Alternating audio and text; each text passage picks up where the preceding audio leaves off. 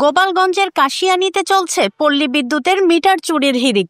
সংঘবদ্ধ চক্রটি মিটার চুরি করে রেখে যাচ্ছে মোবাইল নম্বর, যেখানে যোগাযোগ করলে বিকাশে টাকা দিলেই ফেরত মিলছে মিটার।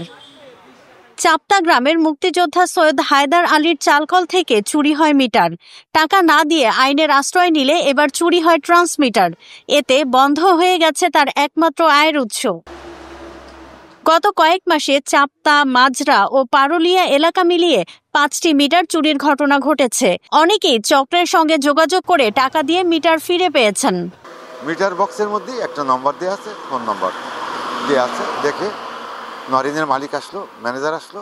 এরপর আমি লতিফুর নামে একটা ছেলেকে দিয়ে বললাম যে দেখ ফোনটা কি বলে। ও ফোন দিল। ফোন দেওয়ার পরে বলছে হ্যাঁ মিটার নিছি, প্রতি মিটারে 5,000 করে টাকা দিবি, মিটার নিয়ে যাবি।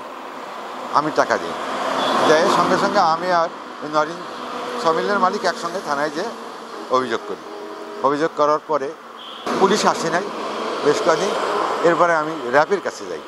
র্যাপের উনি যে অফিসার ছিলেন মিজানুর রহমান সাহেব, উনি বেশখানি তদবির করে অনেকখানি অগ্রসর হয়েছে। আইনের জটিলতা উন্না থেমে গেছে, পারি নেই।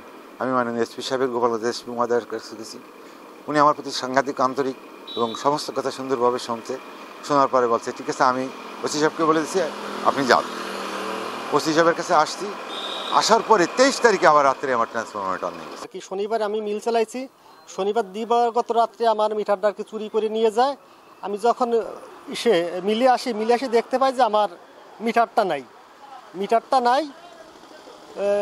সাইডে একটা চিরকুটে কাগজে ফোন নাম্বার লিখে যায় আর কি।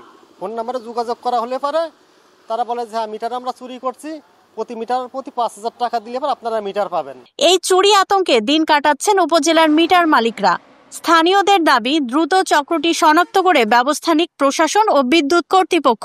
আমরা এমন একটা দেশে বসত করি, আমরা চোরের কাছে জিম্মি হয়ে থাকি। নাহলে আমাদের মেজদের এখানে একটা মিটার চুরি হয়েছে।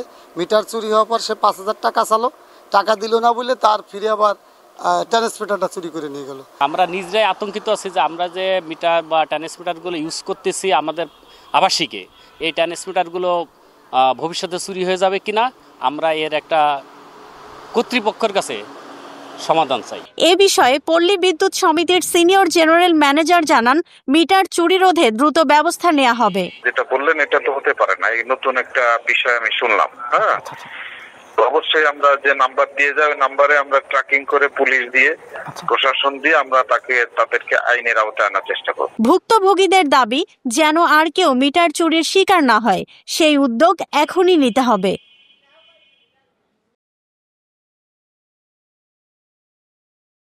ওয়ালটন এখন দেশের সীমানা পেরিয়ে পৌঁছে গিয়েছে 50টিরও বেশি দেশে।